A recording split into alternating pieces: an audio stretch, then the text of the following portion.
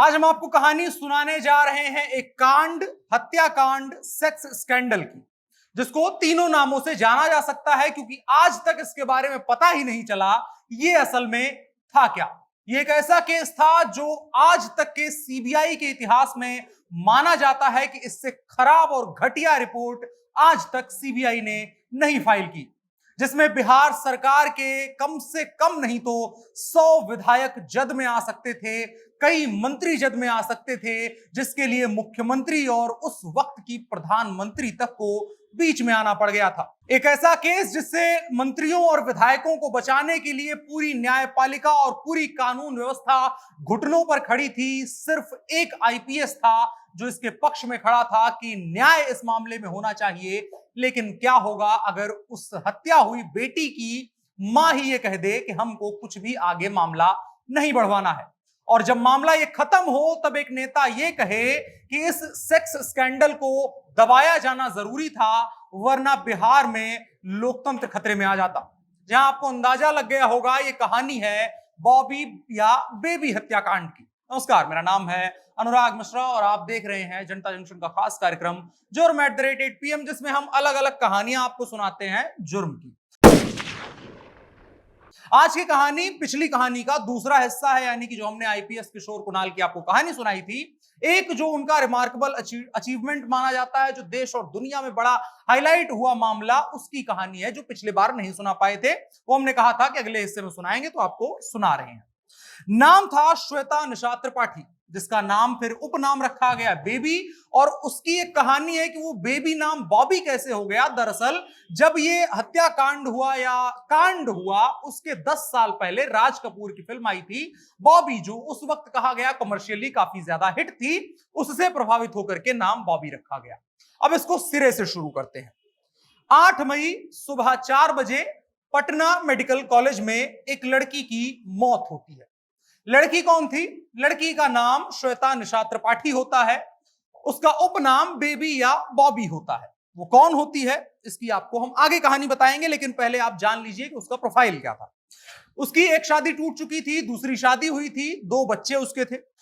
वो गोद ली हुई बेटी थी बिहार विधान परिषद की सभापति कांग्रेस की नेता राजेश्वरी सरोज दास की। इसके बाद जुगाड़ लगाया गया, विधानसभा सचिवालय में पहले टेलीफोन ऑपरेटर बनती है 1978 में, और उसके बाद टाइपिस्ट की नौकरी करने लगती है। और ये तमाम चीजें हो रही थी। कहा जाता था श्वेता निशा त्रिपाठी काफी ज्यादा खूबसूरत थी और पूरे उस सचिवालय में चहल पहल भी रहती थी और काफी लोगों से इनकी नजदीकियां भी। ये एक प्रोफाइल हो गई उनकी जो कहानी है। 8 मई को इनकी 4 बजे पटना मेडिकल कॉलेज में मौत हो जाती है। इसके बाद ना कोई रिपोर्ट होती है, ना कहीं एफआईआर दर्ज होती है, ना कुछ मामला होता है। उस शरीर को जो है दफन कर दिया जाता है। 11 मई 1983 को बिना किसी आधार के, बिना किसी एफआईआर के, अपने सूत्रों के आधार पर 2 अखबार अपने फ्रंट पेज पर ये लिखते हैं बॉबी की संदिग्ध परिस्थितियों में मौत हो गई है और उसकी लाश को कहीं छुपा दिया गया है। इतनी खबर थी। अखबार 2 थे, प्रदीप और आज। उस वक्त के ये दोनों बहुत माने जाने वाले और एक तरीके से कद्दावर और ताकतवर अखबार हुआ करते थे, जिनकी एक एक खबर सचिवालय और विधानसभाओं में पढ़ी जाती थी, समझी जाती थी, जिन पर बहस होती थी। प्रदीप और आज ने ये लिख दिया था।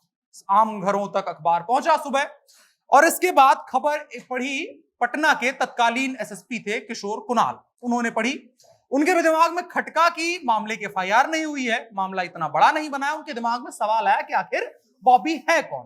फिर उनको बॉबी के बारे में पता चला। बॉबी काफी प्रचलित थी, तो उन्हें जानने में ज्यादा मुश्किल नहीं हुई। इसके बाद किशोर कुणाल आदेश देते हैं कि एफआईआर दर्ज की जाए और मामले की जांच की जाए। जांच की कड़ी में राजेश्वरी दास जो उनकी मां थी, उनसे पूछताछ की जाती है। उन्होंने बताया कि 8 मई 1983 को बॉबी की मौत पटना मेडिकल कॉलेज आईजीआईएमएस में हुई थी, हार्ट अटैक से। ये राजेश्वरी दास के द्वारा बताया गया, जो बिहार विधान परिषद की उस वक्त अध्यक्षा थी। इसके बाद बड़ा सवाल आता है जिसके आधार पर यह पूरा केस आगे बढ़ता है।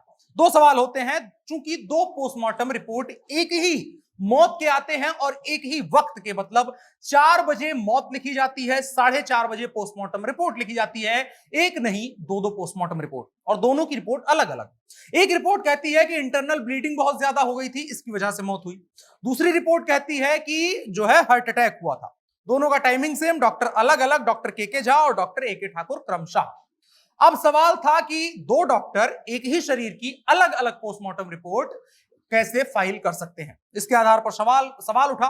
पता चला शव को कब्रिस्तान में दफना दिया गया है।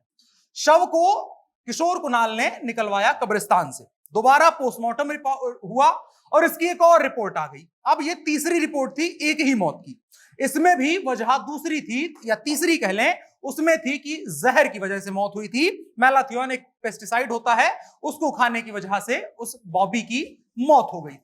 अब सवाल खड़ा हो रहा था कि पोस्टमार्टम रिपोर्ट को झूठ बोली गई, और आम आदमी की रिपोर्ट नहीं थी, ये बिहार विधान परिषद की अध्यक्षा के गोद ली हुई बेटी की रिपोर्ट थी।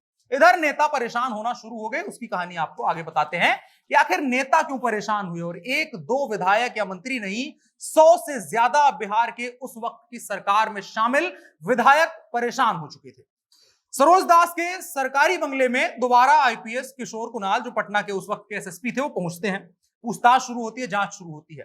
सरकारी बंगला था, आउट हाउस में रहने वाले 2 लोग थे, उनसे पूछताछ होती है। उनके बयानों को रिकॉर्ड किया जाता है धारा 164 के तहत, ताकि जो है वो बाद में बयान से पलट ना जाए। वहां पर जो वो लोग बताते हैं वो सन्न करने वाला था। 7 मई 1983 की रात थी। कांग्रेस नेता और साथ में बिहार विधानसभा के अध्यक्ष राधानंदन झा के बेटे रघुवर झा उस वक्त घर पर आए हुए थे। इसके बाद एक एमएलए की गाड़ी में बॉबी को अस्पताल ले जाया जाता है, और सुबह 4 बजे यह पता चलता है कि बॉबी की मौत हो गई है। 8 मई 1983 को सुबह और गाड़ियां जैसे आती जाती रहती हैं, वैसी ही एक और विधायक की गाड़ी होती है, उसमें बॉबी की लाश को डाला जाता है और उसके बाद उसे कब्रिस्तान में ले जाकर के दफना दिया जाता है। और इसके बाद किशोर कुणाल पहुंचते हैं अपनी तफ्तीश को आगे बढ़ाते हुए सरोज दास के पास, जो अब बिहार विधान परिषद की अध्यक्ष नहीं रह गई थी। वहां पर वो कहते हैं कि आपकी उम्र हो गई है, बुढ़ापा आ गया है, अपनी बेटी की मौत हो गई है आपके, सच तो बता दीजिए। वो भावुक होती हैं, रोते रोते सारा सच बता देती हैं कि रघुवर झा ने कैसे दवाई दी थी, और उसके बाद तबीयत बिगड़ती है, डॉक्टर के पास ले जाया जाता है, मौत होती है, पोस्टमार्टम रिपोर्ट नकली बनाई जाती है, डॉक्टर झूठ लिखते हैं, तमाम जो बात बताती हैं। और इसी चीज के दौरान आईपीएस ने यह किया था कि उनकी कुर्सी के नीचे टेप रिकॉर्डर रख दिया था, ताकि बातें रिकॉर्ड की जा सके, और यह बात बाद में जाकर के उन्होंने सरोज दास को बता भी दी। सरोज दास को कोई आपत्ति भी नहीं थी। इसके बाद 28 मई 1983 को अदालत में बयान भी देती हैं सरोज दास जाकर के, यही सब कुछ कि कैसे झूठी नकली दवाई खिलाई गई, और रघुवर झा किस तरीके से इसमें शामिल थे, और लोग कैसे शामिल थे, कैसे झूठी पोस्टमार्टम रिपोर्ट बनती है, डॉक्टर ने कैसे झूठ लिखा, ये तमाम सच वो बता देती है। और जब सच वो बताती हैं, इसी दौरान जो बिहार की सरकार थी, उथल पुथल मचनी शुरू हो जाती है। अगले दिन 44 विधायक और 2 मंत्री, जिनमें एक उप मुख्यमंत्री थे बिहार के, वो मुख्यमंत्री जगन्नाथ मिश्रा से मिलने के लिए जाते हैं। कांग्रेस सरकार चल रही थी, उनके ऑफिस में पहुंचते हैं। सीएम पर पहले से ही पूरा दबाव था, उनको पूरा अंदाजा था कि ऐसा कुछ होने वाला है। अब ये सब कुछ हो उससे पहले एक घटनाक्रम हुआ था जो आपको जानना जरूरी है। मुख्यमंत्री ने फोन किया था किशोर कुणाल को, समझाने के लिए कि मामले को दबा दो। जवाब में किशोर कुणाल ने कहा कि सर, अन्य मामलों में आपकी छवि चाहे जैसी भी हो, लेकिन इस मामले में आपकी छवि बेदाग है, और यह मामला बिहार की आग है, अगर आप इसमें हाथ डालेंगे तो जल जाएंगे। इसके बाद फोन रख दिया जाता है, कुछ नहीं बात होती है। और इधर विधायक 44 विधायक और 2 मंत्री पहुंचते हैं। कहा गया कि 100 विधायक, 60 विधायक और पीछे से थे जो आए नहीं थे दफ्तर में, लेकिन उनका भी समर्थन था, यानी 100 से ज्यादा विधायक पहुंचे मुख्यमंत्री के दफ्तर में। दफ्तर में पहुंचते इसलिए हैं कि धमकी देने के लिए कि इस मामले का निपटारा करवाइए, नहीं तो हम आपको मुख्यमंत्री नहीं रहने देंगे, सरकार गिरा दी जाएगी। दबाव बनता है, मामला सीबीआई को ट्रांसफर किए जाने की बात की जाती है। 1983 में ही, मई में ही, साल के आखिर में, जो महीने का आखिर था, उसी में केस को सीबीआई को ट्रांसफर कर दिया जाता है। जबकि बिहार पुलिस और किशोर कुणाल के नेतृत्व में मामला सही चल रहा था। लगभग ये साबित हो गया था कि कौन हत्याकांड में है, किसने हत्या की है, क्यों हत्या की है, तमाम चीजें साबित होने वाली थी। लेकिन उसी के पहले सीबीआई को मामला सौंप दिया जाता है। अब यहां पर एक और कॉन्ट्रडिक्शन आप देखेंगे। आमतौर पर अगर ऐसे मामलों में सरकार किसी तरीके से किसी को बचाने की कोशिश करती है तो विपक्ष इस बात का विरोध करता है और जम करके इसके बारे में बात करता है कि कैसे पुलिस की कार्रवाई में बाधा डाली जा रही है, कैसे सरकार दबाव बना रही है, जैसी तमाम बातें की जाती है। लेकिन वो इकलौता मामला रहा होगा जब विपक्ष और पक्ष एक साथ नजर आए थे। कर्पूरी ठाकुर विपक्ष के नेता हुआ करते थे, उन्होंने भी वकालत करी कि इस मामले को सीबीआई को दे दिया जाए। आप इससे अंदाजा लगा सकते हैं कि इसकी जड़ें कहां तक फैली हुई थी। अब इसके बाद सरकार बच जाती है, सीबीआई को मामला जाता है। अब दिल्ली की सीबीआई एक अलग रंग में बैठी थी, चूंकि इंदिरा गांधी को भी बात पता थी, दबाव इसलिए वहां से भी था। सीबीआई का कोई अधिकारी, कोई आईओ, कोई यहां पर डॉक्टर पटना आकर के ना कब्रिस्तान चेक करता है, ना अस्पताल की रिपोर्ट देखता है, ना बाकी किसी से सवाल जवाब होते हैं। दिल्ली में बैठ करके एक झूठी कहानी गढ़ी जाती है। कहा जाता है कि बॉबी ने आत्महत्या कर ली थी और उसका आधार बताया जाता है कि उसने एक सेंसिबल नाम की टैबलेट खा ली थी। अब सेंसिबल टैबलेट के बारे में जब पता लगाया जाएगा, आज की तारीख में जब देखी गई उस रिपोर्ट को और तमाम चीजें हुई, तो पता चला सेंसिबल टैबलेट कब्ज की दवा हुआ करती थी, जिसको बताया गया कि उसको खाने की वजह से उसकी मौत हो गई। इसके अलावा एक सुसाइड नोट बनाया गया। कहा गया कि शादी का दबाव वो बना रही थी अपने बॉयफ्रेंड के ऊपर, उसने मना कर दिया था और इस वजह से उसने आत्महत्या कर ली। फर्जी सुसाइड नोट को भी तैयार कर दिया गया। उसके अलावा अगर आप देखेंगे पीछे जितना भी तफ्तीश हुआ था, किशोर कुणाल इतना मामले में घुसे थे, लेकिन कहीं भी दोनों चीजों का जिक्र नहीं आता है। ना उस सेंसिबल टैबलेट का जिक्र आता है, ना उस सुसाइड नोट का जिक्र आता है। लेकिन सीबीआई ये रिपोर्ट बनाती है। अब सीबीआई की रिपोर्ट मान लीजिए मनगढ़ंत हो सकती है, झूठी हो सकती है, सीबीआई दबाव में थी। जो सीबीआई की कोर्ट होती है, जब वहां पर बात पेश की जाएगी तो कोई भी साधारण तौर पर देखेगा उस जो चार्जशीट उसके द्वारा बनाई गई थी, जो रिपोर्ट बनाई गई थी, फाइनल क्लोजर रिपोर्ट बनाई गई थी, उसको देख के हंसी आएगी। ऐसे ऐसे तथ्य और तर्क उसमें दिए गए थे, लेकिन सीबीआई कोर्ट ने उसको मंजूर कर दिया कि हाँ यही अंतिम सत्य है, इसके अलावा कुछ नहीं है। जबकि याद रखिए कि सरोज दास ने कोर्ट में जाकर के बोला था कि किस तरीके से जो रघुवर झा थे वो इसमें शामिल थे, किस तरीके से झूठी रिपोर्ट बनाई गई, तमाम नाम उसमें ले लिए गए थे, लेकिन कोर्ट इस पर कोई सवाल नहीं खड़े करती है। और आज की तारीख में अगर माना जाए जो सीबीआई का इतिहास रहा है, उसमें अगर सबसे घटिया रिपोर्ट्स की बात की जाए और सबसे एक तरफा और मूर्खतापूर्ण रिपोर्ट की बात की जाएगी तो बॉबी हत्याकांड की बात की जाएगी। 40 साल के आसपास होने को आ गए हैं, इस मामले में कोई खुलासा नहीं हुआ है। इसके बाद सरकार बच जाती है कांग्रेस की और तमाम चीजें होती हैं। और इसके बाद एक नेता का बयान आता है, कहता है वो नेता कि बॉबी हत्याकांड या सेक्स स्कैंडल को दबाना जरूरी था, नहीं तो बिहार में लोकतंत्र खतरे में आ जाता। यहां लोकतंत्र से मतलब बिहार में कांग्रेस की उस वक्त की सरकार थी। सरकार बचाने के लिए इतना तमाम फंतासी गढ़ी गई, तमाम झूठ बोले गए, तमाम झूठा नैरेटिव गढ़ा गया और सीबीआई तक को झूठ बोलने के लिए मजबूर किया गया। जिन अधिकारियों ने उस वक्त किशोर कुणाल से संपर्क साधने की कोशिश करी और कोशिश करी कि बिहार में तफ्तीश की जाए, उनको भी मामले से अलग कर दिया गया और उन्हीं अधिकारियों को बैठाया गया जो मामला सेटल करने के लिए जाने जाते थे। ये अब तक की रिपोर्ट है और ये कोई कहानी नहीं है। ये जो आईपीएस किशोर कुणाल थे, तक्षकों का दमन तक्षकों का उनकी किताब है, उसमें ये कहानी पूरी तरीके से बताई गई है। हालांकि सरकार जो कांग्रेस की थी वो बहुत दिन तक नहीं चलती है।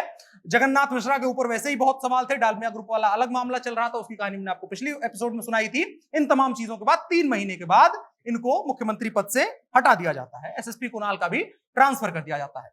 ये कहानी थी जो बॉबी हत्याकांड की पिछले एपिसोड में रह गई थी, वो हमने आपको आज सुनाने की कोशिश करी कि किस तरीके से जब सरकारी मशीनरी और जब सरकार दबाव में आ जाती है और सरकार के ऊपर जब सवाल उठने लगते हैं तो किस तरीके से पूरी मशीनरी को अपने हिसाब से सेट करके उसका इस्तेमाल किया जाता है।